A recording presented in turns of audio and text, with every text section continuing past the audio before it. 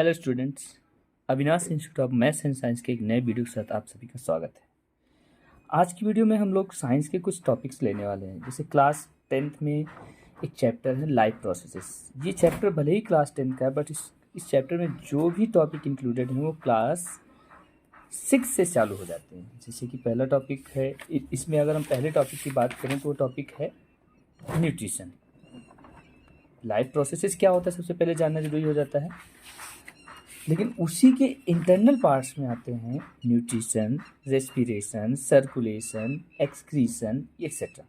But in सब से पहले आप सबको जान लेना है कि Avinash institute of math science की इस वीडियो में हम लोग साइंस की जो चर्चा करने वाले हैं वो चर्चा केवल एक किसी क्लास से पर्टिकुलर नहीं, वो कई सारे क्लासेस के लिए, क्लास 6 से लेकर क्लास 10 सभी के लिए काम आ सकती है। तो सबसे पहले हमें जानना जरूरी रहता है कि लाइफ प्रोसेसेस होता क्या है। All plants, animals and microorganisms are found on earth are living organisms. सारे के सारे जितने भी प्राणी क्या लिविंग ऑर्गेनिज्म हैं? नहीं। All the living organisms show certain fundamental features of life, so that we can say that these are living. अगर वो certain fundamental features नहीं show करते तो we can't say that they are living. Okay, so when animals breathe, we know that they are alive. Similarly, when birds in a plant bloom into flowers over the period of a few days, it is also type of movement. So we can say that any person, कोई भी person या कोई भी चीज if move करती है तो वो living being हो गई। Hence different living organisms show different types of movement. Different living beings show different types of movement. Okay, so however can we say that movement is a definite sign of life? क्या movement यानी कि motion या movement करना क्या जीवन का एक मुख्य साइन हो सकता है? So some animals can breathe without visible movement. Does they mean that those animals are not alive? कभी कभी आपने देखा हो कुछ जानवर ग्रो तो करते बट दिखाई नहीं पड़ता, बट उनमें मूवमेंट रहता है। अभी जैसे कि आप कोरल रीफ की बात करें, बिल्कुल डेड सा पड़ा रहता है, बट वो मूवमेंट नहीं दिख, उसका मूवमेंट दिखता नहीं, तो हम उसको डेड नहीं कह सकते हैं।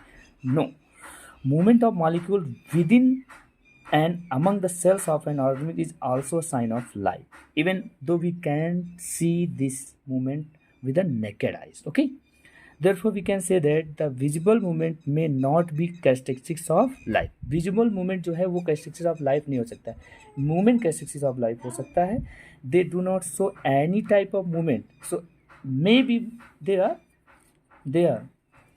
living. Okay, सो लिविंग होने के लिए क्या क्या होना चाहिए, इसके कुछ आपके बात है। आपने क्लास 6 में ही पढ़ा होगा एक सेंटेंस के साथ कि लिविंग होने के लिए क्या क्या कंडीशंस होती हैं। तो लिविंग होने के लिए एनी पर्सन और any living being, any thing which is living, they display movement and locomotion. Motion और लोकोमोशन में इसमें चेंज हो, अपनी जगह बदलता हो। They carry out the numerous chemical processes, that is we can say that जो हमारे पेट में डाइजेशन होता है, जो हम लोग रेस्पिरेशन करते हैं, ये सब एक केमिकल प्रोसेस होते हैं। They respond to changes in the environment में जो चेंज हो रहे हैं, सर्दी, गर्मी, वर्षा, इन सब के प्रति वो या उनके चेंजेस के साथ अपनी बॉडी को चेंज करें, उसमें उनका इफेक्ट पड़ेगा। दे ग्रो एंड रिप्रोड्यूस, सबसे इंपॉर्टेंट ग्रो मतलब होता है बढ़ना, रिप्रोड्यूस मतलब अपनी जैसी संतानों को पैदा करना। Okay, so they use food as a source of energy and material for growth.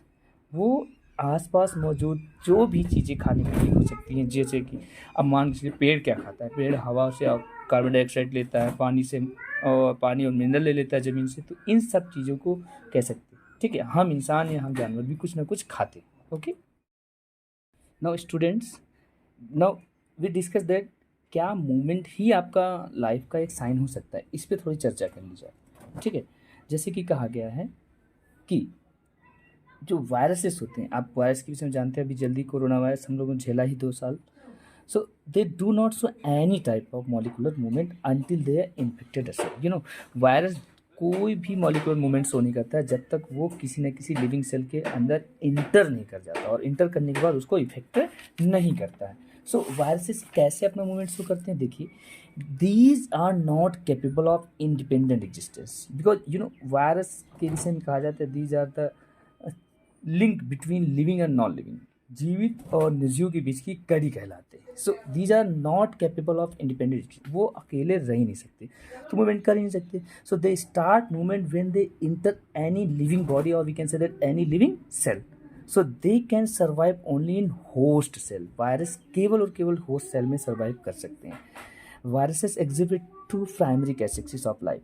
Virus के ढेर सारी कैरेक्टरिस्टिक्स ऑफ लाइफ नहीं होती, केवल दो कैरेक्टरिस्टिक्स ऑफ लाइफ होती। पहली reproduction and second is heredity. Reproduction means that they reproduce itself inside any living cell.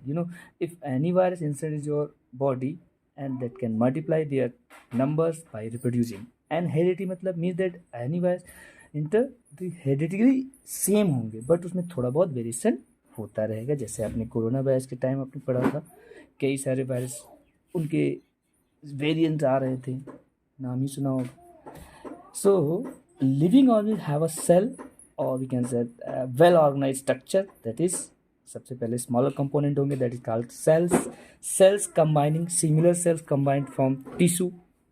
Tissue is a group of cells which perform a definite function in your body, and the cells make tissue. These are the same type of cell, not different. Okay, after making tissue, that tissue making us organ, and that organs constitute a body system. You can say organ system. That organ system complete an organism, or you can say body.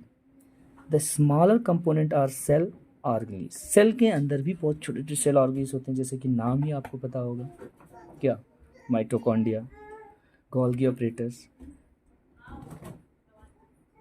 और आपका एक suicidal bag होता है, एक endoplasmic reticulum होता है, ऐसे they are made up of different types of molecules.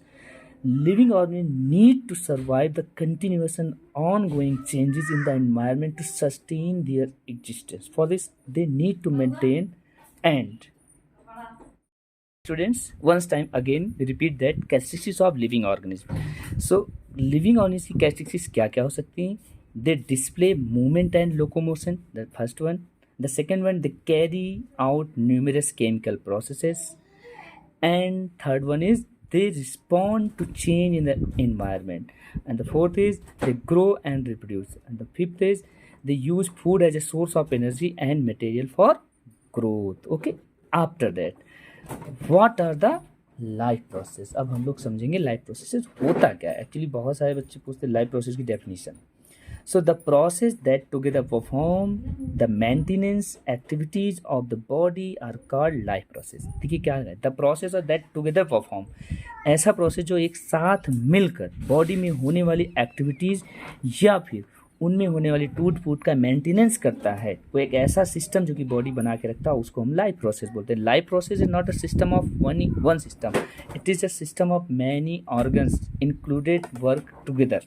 Okay, some of these life processes are nutrition, respiration, circulation and excretion all. Okay, so nutrition के विषय में तो क्लास 6 से आप लोगों ने पढ़ रखा होगा। क्या होता है nutrition? Starting that the maintenance of life process require energy to prevent the damage and breakdown of living structure. Life process का मतलब क्या था? मेंटेनेंस एक्टिविटी, और मेंटेनेंस करने के लिए भी तो एनर्जी चाहिए। जैसे कि आपके मान लीजिए आपके घर में कोई डिस्टर्बेंस हो जाता है, तो उसको सही करने के लिए कोई ना कोई एनर्जी, जैसे कि वेल्डिंग करनी है, टूट गया कुछ लोहे का, तो वेल्डिंग करने के लिए भी इलेक्ट्रिसिटी एक एनर्जी का सोर्स होता है। ठीक है, similarly if your body need do any function, any process need energy, so living organism obtain energy from outside.